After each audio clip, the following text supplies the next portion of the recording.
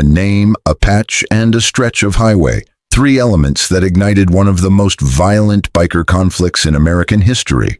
What began as turf disputes escalated into widespread shootouts in public parking lots, round-the-clock FBI surveillance outside biker clubhouses, and rising death tolls from Philadelphia to Petersburg. This wasn't about motorcycles anymore. For decades, two notorious motorcycle clubs, the Pagans Motorcycle Club and the Outlaws Motorcycle Club, divided the eastern United States like a map of influence.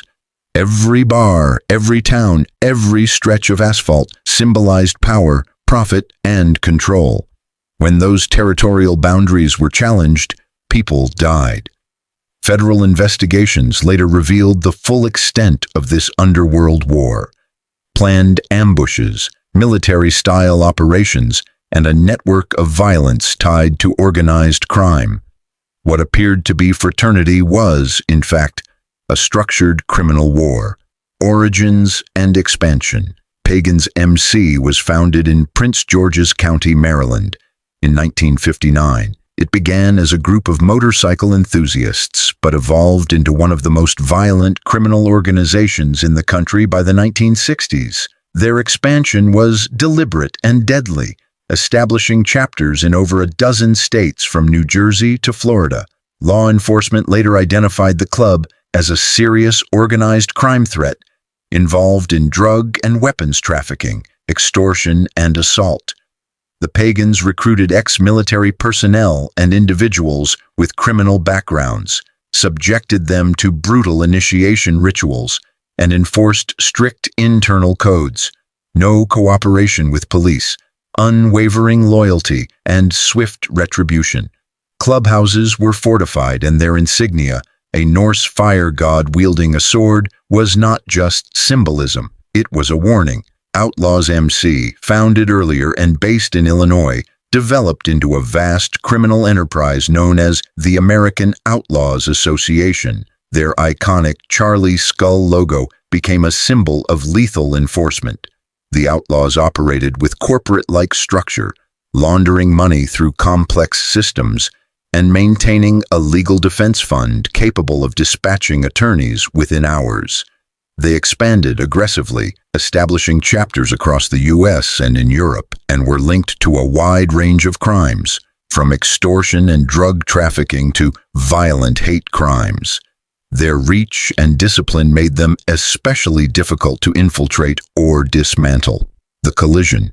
For years, the Pagans dominated the East Coast, while the Outlaws controlled much of the Midwest and South. Their shared rivalry with the Hells Angels created a fragile understanding. But as both clubs expanded, their territories began to overlap in Virginia, Pennsylvania, and the Carolinas. By 2009, tensions boiled over.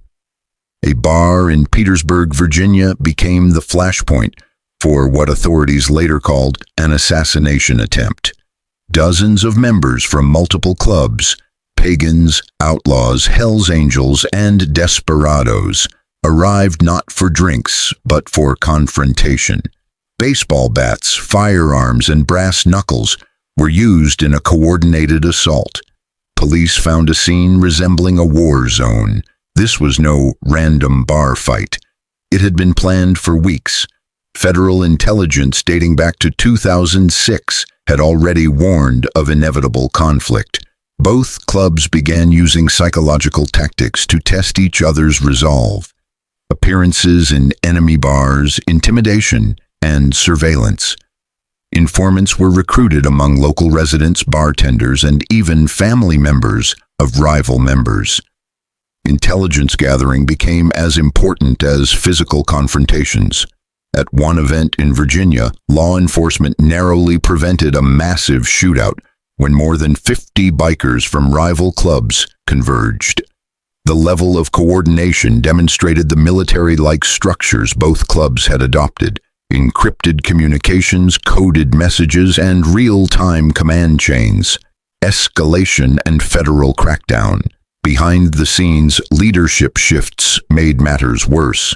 More aggressive members assumed control, driving chapters toward more violent strategies. By 2010, the federal government launched Operation Black Rain, arresting 27 Outlaws members across 7 states. Charges included racketeering, murder attempts, kidnapping, drug distribution, and weapons trafficking. Wiretaps, surveillance footage, and informants revealed a meticulously organized crime network operating under the guise of a motorcycle club. By 2018, federal scrutiny turned toward the Pagans. Indictments followed in New York, New Jersey, and Pennsylvania, with leaders charged in cases involving illegal firearms, narcotics, and violent attacks. The 2022 to 2024 expansion of pagan chapters into Missouri reignited direct conflict with the Outlaws. Violent confrontations occurred in public locations, including a broad daylight assault at a restaurant. Prosecutors described these acts not as spontaneous violence, but planned attacks approved at the highest levels. RICO laws, traditionally used against the mafia, enabled federal prosecutors to target entire organizations. Investigations revealed encrypted communications, burner phones, and detailed surveillance logs kept on rival members. Despite arrests and convictions, both groups adapted. Their structures remained resilient, and their financial operations continued. The war endured. Collateral damage and the business behind the violence. In Albany, New York, in 2021, a shootout at an illegal after-hours club left 73 bullets fired and a civilian father dead. He was not affiliated with any club. Witnesses remained silent.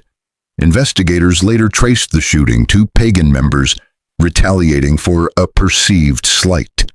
In North Carolina in 2023, indictments named both Outlaws and Hell's Angels members in a series of murders targeting pagan members. Public areas like Dairy Queen parking lots and convenience stores became execution sites. Federal agents uncovered surveillance and communication systems used to track victims' daily routines. In Palm Bay, Florida, a simple verbal insult escalated into a multi-victim shooting, triggered by a territorial dispute. The underlying driver of this war wasn't pride, it was profit. The East Coast's underground economy, especially in New Jersey, Pennsylvania, Maryland, and Delaware, represented a multi-million-dollar industry. The pagans controlled drug routes, bar security, weapons trafficking, and protection rackets. Legitimate businesses were used for money laundering, and those who refused to pay protection were intimidated or attacked. Outlaws, meanwhile, maintained a firm grip on the Midwest and Florida, with operations in major cities like Cincinnati and Tampa. Meth labs, smuggling networks, and mobile distribution centers made enforcement difficult. Both clubs turned biker bars into operational centers. Ties to organized crime families further complicated law enforcement efforts. Labor unions, construction sites, and trucking operations became new battlegrounds for influence. Organizational strength and strategic violence.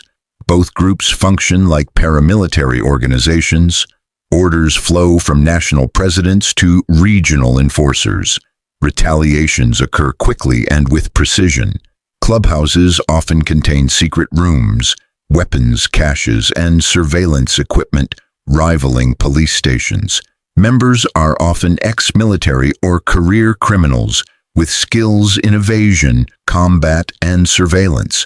Their loyalty is absolute. Infiltration is rare. Prosecutions are difficult. The war is driven by one formula: territory equals power. Power equals profit. Profit demands control. Each act of violence is calculated, an investment in territorial dominance or a response to a challenge. Even recruitment and expansion are done strategically.